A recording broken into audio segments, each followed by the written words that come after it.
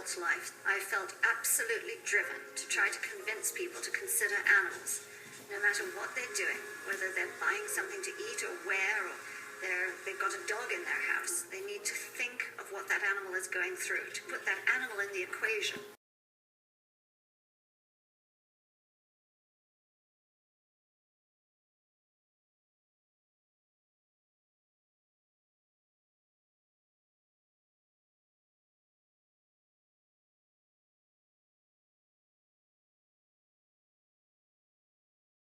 It all started when Ingrid was a child. Ingrid was born in Surrey, England, and lived there until she was 7, and then moved to New Delhi.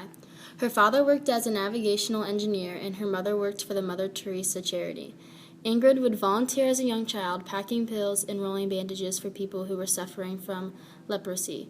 She would stuff toys for orphans and feed stray animals. Ingrid thought anyone in need, including animals, is worthy of concern. Ingrid had many sources of inspiration. Starting in 1970, her and her husband were living in Maryland, and she was studying to become a stockbroker. A neighbor abandoned some kittens, and Ingrid decided to take them to an animal shelter. This was a life-changing experience for Ingrid and led to her first job working on behalf of animals, cleaning kennels and investigating cruelty cases.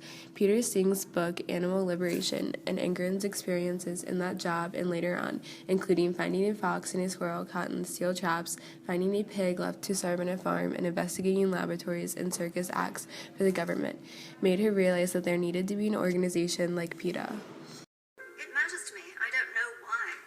I didn't choose it. It might be just purely that I can imagine myself going through exactly what they're going through, and I want to stop it.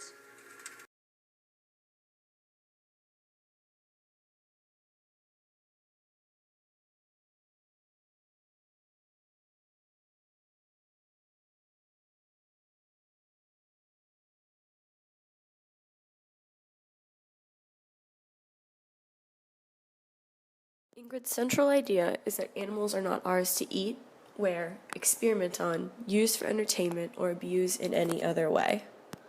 Ingrid has helped change some federal laws in cultural situations by being the Maryland state law enforcement officer with the highest success rate in convicting animal abusers. She was the chief of animal disease control for commissions on public health in D.C. She helped pass the legislation to create the first spay-neuter clinic. She coordinated the first U.S. arrest of a laboratory animal experimenter on cruelty charges. She helped achieve the first anti-cruelty law in Thailand.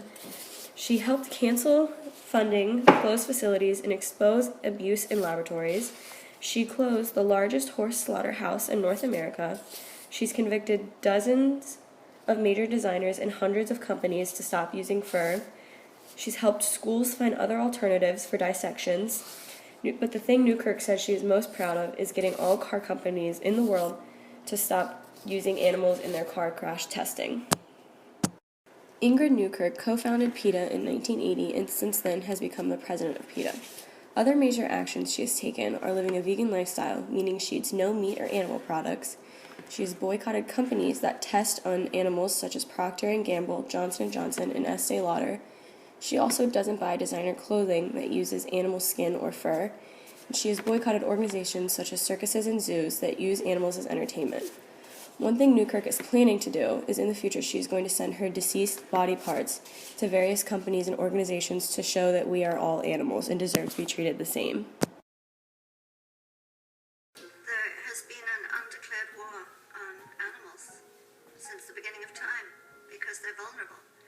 Because you can pick on them, because they can't arm themselves, because they don't know that you're coming. They can't cry surrender. They haven't attacked us, they haven't done anything, and yet we continue to attack them, we continue to round them up, imprison them, strip them of everything, and slaughter them. For what?